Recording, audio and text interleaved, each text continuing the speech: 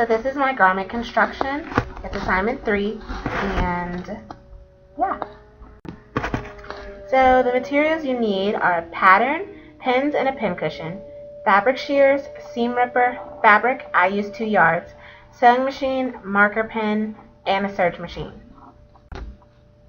The cost of construction. So the cost of construction for me to buy my pattern was $18.95. I did get a student discount and a 20% discount, so the pattern ended up being like $11.25, so under $12. The fabric I used, I didn't have to pay for it. It was donated by my friend, so I ended up doing that.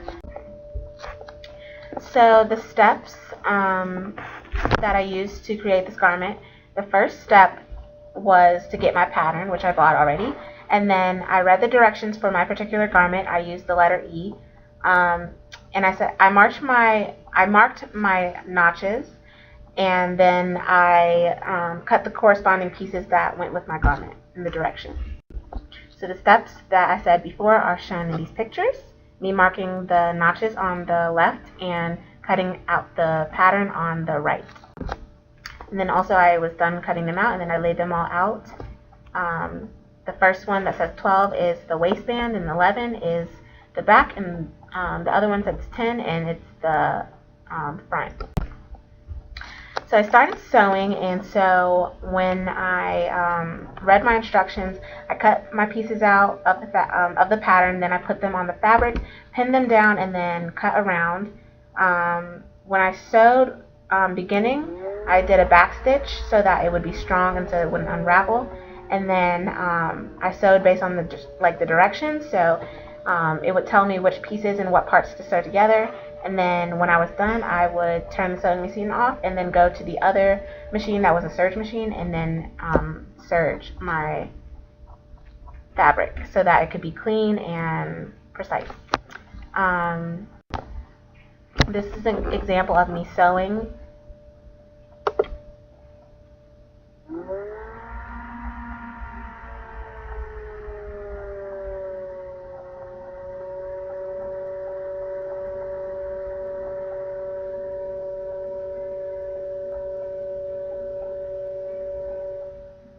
I'm actually doing a back stitch. It's just a little bit slow.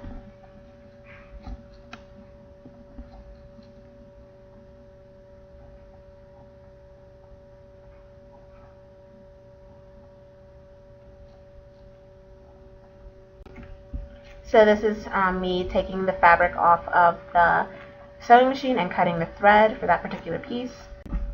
And I serged, and as you can see, the serge machine is on the left, and the finished product after serging is on the right. I just wanted to put a little disclaimer about first-time sewers. I did not just go in the sewing lab and just pop these shorts out. It was actually very difficult, so I did have to mess up and learn what I did wrong at first. I did use a seam ripper, which I didn't plan on using before because I thought I would just do everything right, but it gave me a chance to practice with the machine, and Sarah helped me with sewing and all that, so she got to really help me gain some knowledge. And this is me using the seam ripper. Excuse me. The finishing steps. After serging everything and sewing every individual piece, I actually hemmed the bottom of the pant legs, or the short legs. And the hemming was pretty easy. I just measured an inch all the way around, and I ironed. And so I sewed, and then I serged everything. So it was just making sure that everything was nice and precise and neat and everything. And this is me doing the hemming process. On the left, I'm actually serging.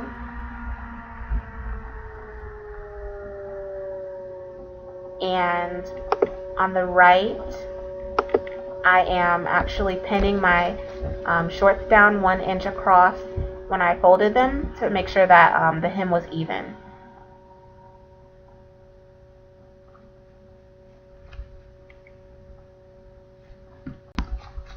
And so I ironed on the left, and this is the end process of the hem. And it actually looks really nice and neat, so that's nice.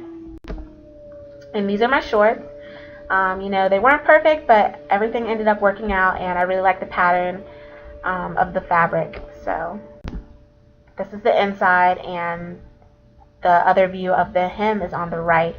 So it shows the stitching detail and all of that.